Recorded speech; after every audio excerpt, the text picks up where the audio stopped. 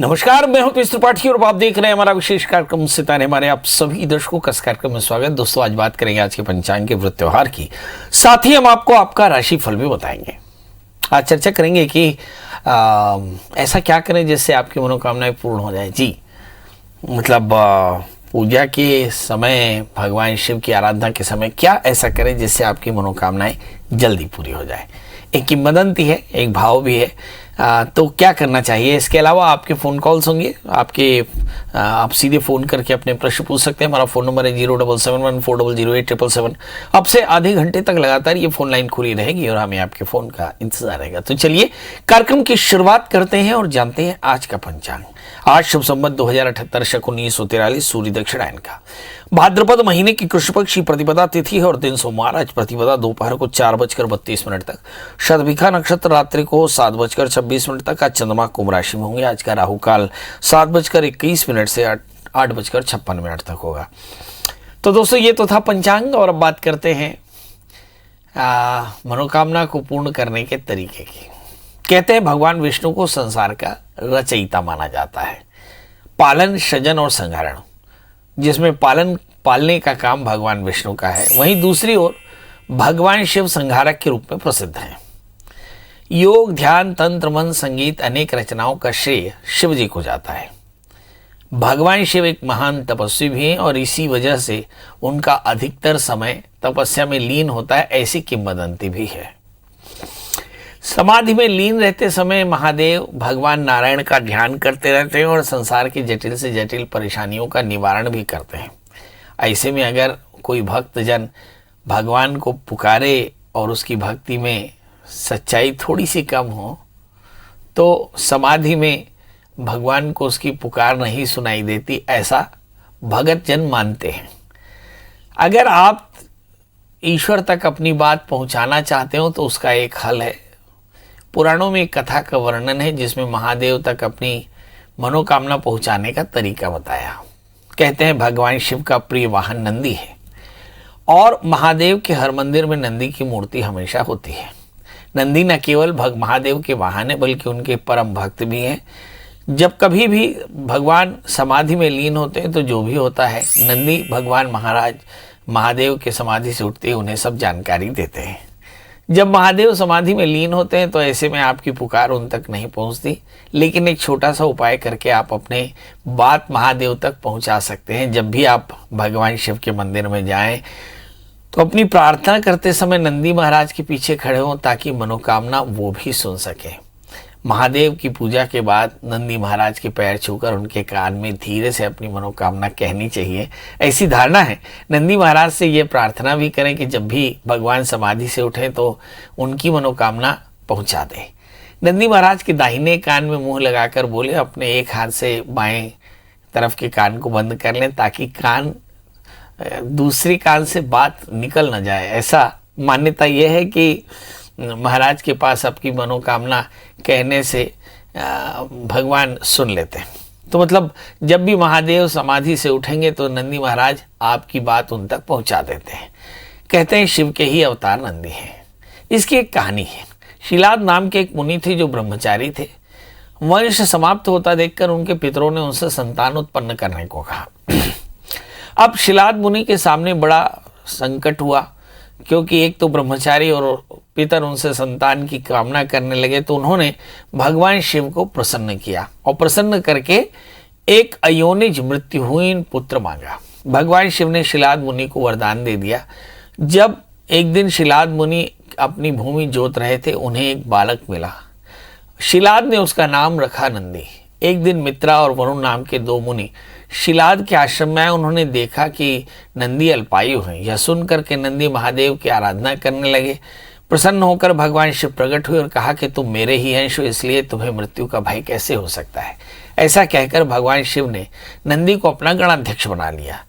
इसलिए जब भी भय सताए या जीवन में कष्ट आए तो भगवान शिव की उपासना करके मनोकामना नंदी जी को जरूर बता देनी चाहिए, जिससे मनोकामना की पूर्ति हेतु भगवान शिव तक अपनी बात आप पहुंचा पाते हैं। इस प्रकार से पूजन के उपरांत नंदी की पूजा और अपनी मनोकामना कहने से कार्य की सफलता होती है। मतलब आपने देखा कि बड़ी आसानी से आप भगवान तक पहुंच सकते हैं और भगवान तक अपनी बात पहुंचा सकते हैं। हालांकि ये भी सही है कि भगवान शिव सदा ही योगेश्वर है और योग में लीन होने के कारण शायद वे ध्यान न दे पाते हों। ऐसी स्थिति में नंदी को बात कह देने से आपकी मनोकामनाएं पूर्ण होती हैं। चलिए, ये तो भक्ति की बात है, भक्ति की अभिलाषा है और भक्ति की भावना है, और भक्ति में इसी तरह से ही भावनाएं कही समझी और करी जाती हैं। चलिए अब 12 राशियों का सफर शुरू करें। जानते हैं मेष यानी अरीज की इस राशि वाले जातकों के लिए देखें कि आज का दिन इनके लिए कैसा रहेगा। मेष राशि वाले जातकों के लिए देखते हैं कि इस समय बृहस्पति भाग्य स्थान में है, मतलब अवसर बढ़िया है और अच्छे अवसरों से आप अच्छा प्रयास कर सकते हैं। अच्छे प्रयास से आपको अच्छी सफलता मिल जाएगी। सवाल यह है कि करना क्या चाहिए आज के दिन। तो बहुत आसान, इस समय राहु दूसरे स्थान में, केतु 8वें स्थान में है, तो भगवान केतु की मंत्र की पूजा करें। चंद्रमा और गुरु दोनों एक साथ बैठे हैं, बृहस्पति के मंत्रों का भी जप करें। चने की दाल गुड़ का दान करें। गाय को रोटी और कुत्ते को रोटी गुड़ के साथ खिलाएं तो आज का दिन बेहतर। अब बात कर लेते हैं दोस्तों वृषभ यानी टॉरस की। इस राशि में सिर्फ एक परेशानी ज़्यादा तकलीफ देही दिखती है। मुझे ऐसा लगता है कि लग्न में राहु पड़े हैं और लग्नस्थ राहु के कारण थोड़ी परेशानी हो सकती है। सवाल यह है इसका उपाय क्या है। ऐसे कहते हैं कि राहु ददाति रोगम, राहु से रोग मिलता है, आकस्मिकता मिलती है, निर्णय में परेशानी मिलती है, उलझनें मिलती हैं, स्वास्थ्य की परेशानी मिलती है, मन का विचलन मिलता है, गुस्सा बहुत ज़्यादा होता है। इन सारी चीज़ों को ठीक करने के लिए करना क्या चाहिए। तो आज भगवती महामाया के दर्शन करें, खीर का दान करें और दुर्गा स्तुति का पाठ करें तो आज का दिन बेहतर। अब बात कर लेते हैं दोस्तों मिथुन राशि की। इस राशि में फिर एक परेशानी है कि राहु 12वें स्थान में हो गए। राहु न लग्न में अच्छे न 12वें अच्छे। 12वें स्थान के राहु आपको आकस्मिक हानि, नींद की परेशानी, बेवजह की चिंताएं और बेवजह की परेशानियों से आपको पीड़ित रख सकते हैं। बड़ा प्रश्न ये है कि करना क्या चाहिए। तो इस समय भगवान शिव की प्रियता के लिए शिव की पूजा करें, शिव की आराधना करें, मसूर की दाल गुड़ का दान करें, हनुमान जी का दर्शन करें, मंगल के मंत्रों का दान जाप करें तो आज का दिन बेहतर। अब बात कर लेते हैं दोस्तों कर्क राशि की। कर्क राशि में हम देखते हैं कि इसके स्वामी चंद्रमा हैं और चंद्रमा चूंकि इस समय कुंभ राशि में होकर बैठे, लग्नेश अगर अष्टम स्थान में हो तो बेवजह के व्यवधान आ सकते हैं। इस समय 7वें स्थान में शनि, 8वें स्थान में बृहस्पति है। बेवजह के उलझनों से मन परेशान हो सकता है। करना क्या चाहिए। तो इस दिन आपको चाहिए कि आप राहु के साथ गुरु के मंत्रों का जप करें, चंद्रमा के मंत्रों का जप करें, सूक्ष्म जीवों की सेवा के लिए एक मुट्ठी शक्कर, एक मुट्ठी आटे का आहार निकालें तो आज का दिन बेहतर होगा। बात कर लेते हैं सिंह राशि की। इस राशि में हम देखते हैं कि लग्न में मंगल सूर्य बुध है, तो इस राशि की सबसे बड़ी परेशानी होगी कि ये अपनी एनर्जी को कैसे चैनलाइज करें, क्योंकि किसी भी प्रकार की हड़बड़ी से आपका काम बिगड़ सकता है। तो आज हनुमान जी का दर्शन करें, हनुमान चालीसा का पाठ करें और गुड़ चने का दान करें तो आज का दिन बेहतर। अब बात कर लेते हैं दोस्तों कन्या यानी वर्गों की। इस राशि में हम देखें कि मंगल 12वें स्थान में सूर्य और बुध के साथ में, मतलब थोड़ी सी आंखों की परेशानी, सेहत की परेशानी, लाइफ पार्टनर के साथ थोड़े से कॉन्फ्लिक्ट हो सकते हैं। इसमें करना क्या चाहिए। बस एक छोटा सा काम, नंबर 1 आप अपनी एनर्जी को सही तरह से चैनलाइज करें, इसलिए आपको भी हनुमान जी की शरण में जाना चाहिए। हनुमान चालीसा का पाठ करें, मसूर की दाल गुड़ का दान करें और तो आज का दिन बेहतर। अब बात कर लेते हैं दोस्तों तुला राशि की। इस राशि में हम देखते हैं कि राहु 8वें स्थान में है। राहु 8वें स्थान में होने का मतलब बेवजह की वादों से मन परेशान रहेगा, चिंतित रहेंगे। करना क्या चाहिए। तो आज गणपति का पूजन करें, गणपति अथर्वशीर्ष का पाठ करें, गुड़ और हरी मूंग का दान करें तो आज का दिन बेहतर होगा। बात कर लेते हैं दोस्तों वृश्चिक राशि की। इस राशि में हम देखें कि लग्न में केतु और 7वें स्थान में राहु। कोशिश यही होनी चाहिए कि एक अपनी एंग्जाइटी यानी तनाव से आप अपने आप को बचा सकें और दूसरा अपने दोस्त और मित्रों को और शत्रुओं को थोड़ा सा पहचान कर सकें। ऐसा लगता है कि दोस्त की शक्ल में बहुत सारे शत्रु भी आपके पास पड़े हैं। तो इसके लिए करना क्या चाहिए। आप भी गणपति का पूजन करें, गणपति अथर्वशीर्ष का पाठ करें, थोड़ी सी गुड़ का दान करें तो आज का दिन बेहतर होगा। बात कर लेते हैं धनु यानी सेजिटेरियंस की। इस राशि में हम देखें कि 12वें स्थान में केतु और 6ठे स्थान में राहु, ये दोनों बताते हैं कि यात्रा के समय सावधान, ऋण, रोग और व्याधि शत्रुता से सावधान रहना चाहिए। सवाल है करना क्या चाहिए।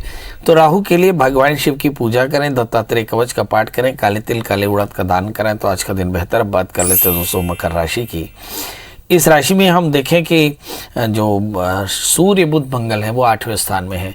मतलब ऐसा लगता है कि रूटीन में थोड़े से आप तनाव में रह सकते हैं। लाइफ पार्टनर की सेहत या फिर अपनी खुद की सेहत या पेट की तकलीफ हो सकती है। करना क्या चाहिए? आज गणपति का पूजन करें, हनुमान जी का दर्शन करें, हनुमान चालीसा का पाठ करें, मंगल के मंत्रों का जप करें, लड्डुओं का भोग लगाकर मंदिर में बच्चों में बांटें तो आज का दिन बेहतर। अब बात कर लेते हैं दोस्तों कुंभ राशि की। इस राशि में हम देखें कि 12वें स्थान में शनि है। आकस्मिक हानि की संभावनाएं, खर्च थोड़ा सा ज़्यादा और कमाई थोड़ी सी कम। संतान को लेकर थोड़ी चिंता हो सकती है। करना क्या चाहिए? तो भगवान सूर्य को अर्घ दें, गुड़ गेहूं का दान करें तो आज का दिन बेहतर। अब बात कर लेते हैं दोस्तों मीन राशि की। इस राशि में हम देखें कि बृहस्पति और चंद्रमा दोनों 12वें स्थान में बैठे हैं। मतलब सेहत का ध्यान रखना होगा। साथ में वर्क प्लेस में थोड़े से बॉसेस के रिलेशंस के साथ रिलेशंस को भी बहुत ठीक रखना होगा। पिता के स्वास्थ्य का ध्यान रखना होगा। करना क्या चाहिए? तो आज बृहस्पति की शांति के लिए काले तिल काले उड़द का दान करें, गुड़ चने का दान करें तो आज का दिन बेहतर होगा। तो दोस्तों ये तो था मेष से लेकर के मीन का हाल। कल हम फिर हाजिर होंगे किसी नए विषय के साथ। तब तक मुझे दीजिए इजाजत। नमस्कार।